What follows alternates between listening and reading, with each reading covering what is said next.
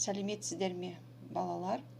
Бүгінгі сабақтың тақырыбы кондитерлік зауытта. Бүгінгі сабақта, балалар, біз тағамның дайындалу ретін ауызша және жазбаша түсіндіруді үйренеміз. Ребята, сегодня мы на уроке научимся на казахском языке объяснять процесс приготовления блюда. Бүгінгі сабақтың жаңа сөздері: кондитер, қоспалар, ингредиенты, добавки, суыту, остудить, охладить, еріту, растопить, растворить, безендіру, сәндеу, оформить, украшать. Қайталаймыз: кондитер, қоспалар, суыту, еріту, безендіру, сәндеу. Жақсы балалар, сөздік дәптерлеріңізге жазып алыңыздар.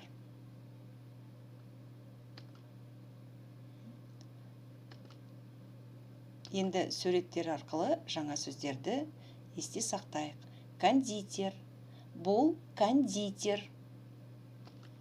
Миксер, қоспалар. Еріту, безендіру. Кондитер, бұл кондитер. Миксер, миксермен араластырамыз. Қоспалар, торттың қоспалары. Еріту, май еріту. Безендіру, тортты безендіру. Біз тортты безендіреміз. Майды ерітеміз. Қоспалар қосамыз.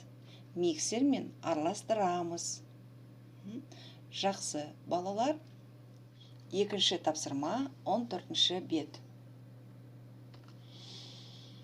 Диалогты тыңда, түсініп оқы. Әсем: қараңыз, мынау сүт қой, солай ма? Смотрите, это молоко. Кондитер: иә, басқа қоспалармен араласып жатыр. Да, оно смешивается с другими добавками. Қандай қоспалармен? С какими добавками? Он, тұз, ас содасы, қант, жұмыртқа, какао, ванилин, май. Мука, соль, пищевая сода, сахар, яйца, какао, ванилин и масло.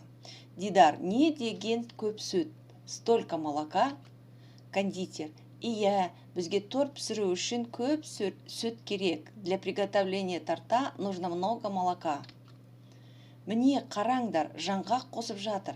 Вот, смотрите, добавляют и орехи. Кондитер: мұнда жаңғақтар үгітіледі, уақталады, содан соң миксерге салынады.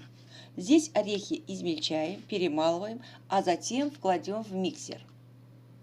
Рауан: керемет, шоколадты қараңдар. Шоколад жегім келіп тұр. Смотрите, шоколад. Как я хочу шоколад.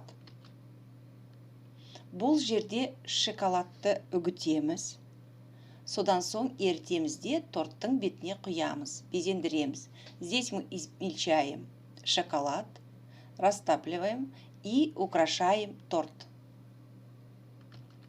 Құлпынай, апельсин, банан.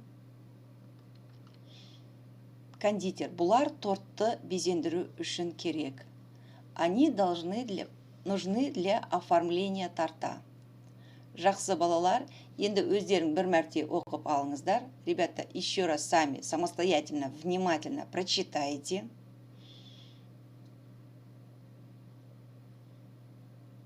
Енді келесі тапсырмаға көшейік. Айтылым. Үшінші тапсырма 15-ші бет. Сөйлемдердің дұрыс немесе бұрыс екенін айт. Скажи, информация в предложениях правильная или неправильная. Бұл тапсырманы аудиожазбамен жібересіздер. Ребята, это задание вы отправляете мне голосовым сообщением. Чтобы определить, информация правильная или неправильная, вам нужно внимательно прочитать текст. Диалог. Сравнить предложение, потом сказать, эта информация правильная или нет. это задание отправляйте голосовым сообщением. Желтоқсанның 11-і кондитерлік зауытта. 4-ші тапсырма 16-ші бет. Сөйлемдерді толықтырып жаз. Дополни предложение и напиши. Вам нужно, ребята, раскрыть скобки и переписать предложение. Глаголы нужно образовать в будущем времени во множественном числе. Будущее время образуется, ребята, с помощью суффиксов а, е, и и плюс личное окончание. Вам нужно образовать глаголы в будущем времени во множественном числе в первом лице. Первое лицо у нас, ребята, образуется с помощью окончаний мыс или мыс. Жақсы балалар, кері байланыс. Түсіндім, сұрағым бар, түсінген жоқпын. Сабақ аяқталды. Сау болыңыздар.